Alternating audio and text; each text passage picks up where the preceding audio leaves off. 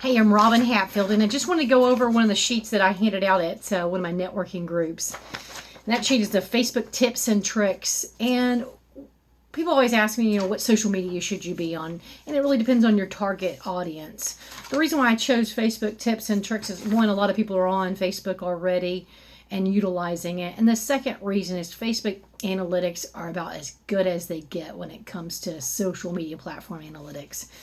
So I'm going to go over a couple do's and don'ts, and hopefully you have this paper. If not, below this video, you'll see a download that you can get it as well.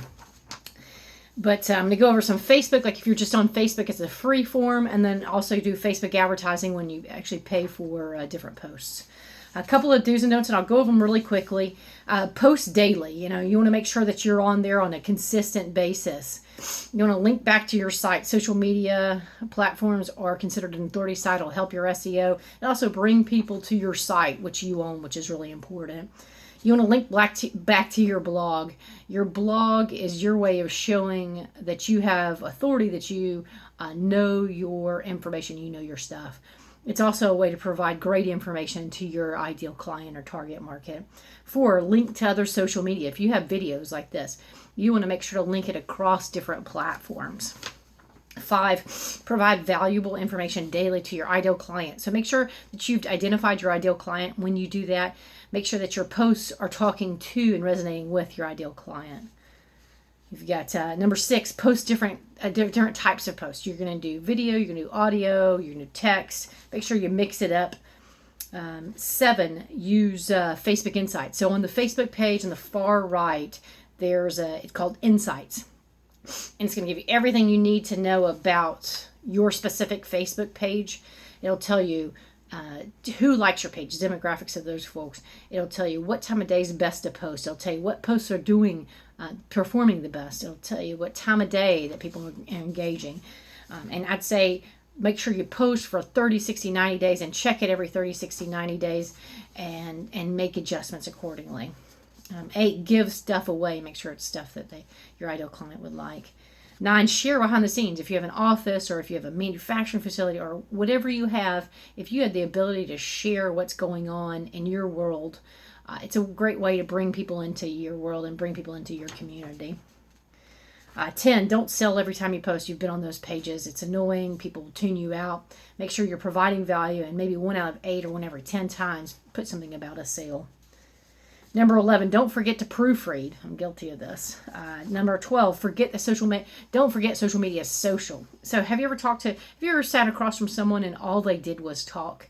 You wanted to add something in, but they just talk. Well, that's what you do when you just post, and you're not listening to and not engaging with those people. If people post something about it, post a comment, engage with your post, you want to make sure that you're communicating with them and having that conversation and listening as much as you're talking. You don't want to be needy. You've seen people like, please share this post, please do this, please do that. Every once in a while to say, hey, share this if you see this, or share this to some people that may find it valuable, but don't do it every time. Don't write in all caps. It's yelling. And don't overhash. So here's my rule of hashtags, and it's not a true rule. It's the Robin Hatfield rule, and that is, if you are using it for trending, if you are following it, if you've registered one at Twubs and you're tracking a hashtag that has to do with your business, your event, or if you're trying to track trending and trying to get people to pull into that trending, do it. My other rule is, if it's hilarious, use it. Just don't have 20 of them. Okay, a couple Facebook advertising do's and don'ts. This is when you actually put money into Facebook. You want to optimize every line using A/B split testing. If you do ads and you're going to have 2 ads, they're going to be exactly alike except for one thing. And that one thing could be like the first line or the second line. And you're going to go A, B. And you're going to say, which one performed better? This line 1 is the better perform on this one. And then you're going to go through that again and again and again. For each line, you're going to optimize again and again. And you can do that A/B split test on 20 different first lines. You're just going to compare it like that, though. Same goes through, you want to do the same thing with images. Use their custom audience builder. It's a really cool tool. You can actually load your list of your customers or clients into Facebook advertising. And then when the only people who are going to see that ad are people that are your customers. Another thing you can do, you do the same thing with prospects, people that you've already touched. Maybe you're running an email campaign or a postcard campaign, and you want those people to see your posts. You can do that with a custom audience builder.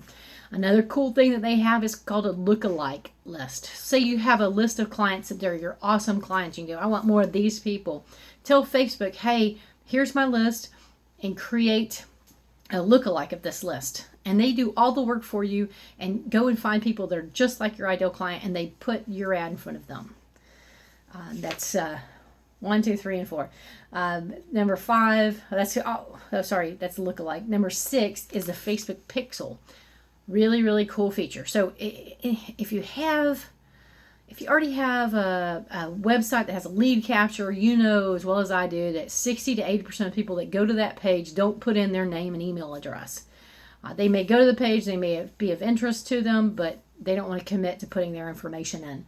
The Facebook Pixel tool is a free tool that you can use to put it on the page. I'll tell you why it's free and not free. But it's a Facebook Pixel tool. You grab the code, it's HTML code, and you grab that code and you put it directly on your website. And what that does is it allows Facebook to start gathering information of anybody that goes to your website. So then you can create an ad program of people that have gone to your website. The big guys, the big companies have been doing it for years and years and years. Facebook has now put it in play that the small businesses can now do a great job of retargeting. So you can get in front of people that have been to your website that may not have ever put in their information. The reason why it's not free is because in order to use that list, you have to go through Facebook advertising. They don't give you the list, obviously.